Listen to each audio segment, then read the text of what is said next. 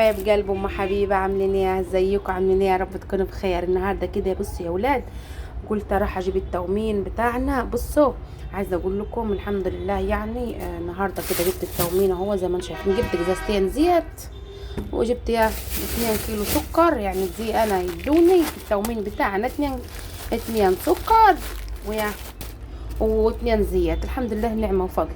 وقلت يا برضو اجيب للعيال كيس فينو، علشان يعني بعمل لهم بعمل لهم يا اولاد السندوتشات.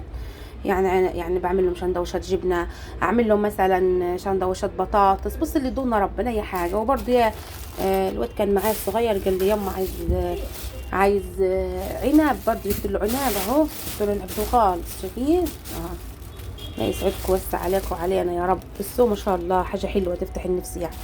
وانتم محرومش من حاجه، ربنا يرزقني كده برزقهم واجيب لهم اللي هم عايزين. بس كده ده يعني اللي جبت وجبت برضو ليمون، يعني ما كانش عندي. بس كده يا حبايب قلبي، كنت صغير كده بس يا حبيت اوريكم اللي جبته. ما تنسوش تشتركوا في القناه وتقفوا جنب. الله يسعدكم ويبارك فيكم وفي اولادكم وفي حبايبكم يا رب. تسلموا لي كل اللي اشترك عند الله يصلح حاله ويسعده.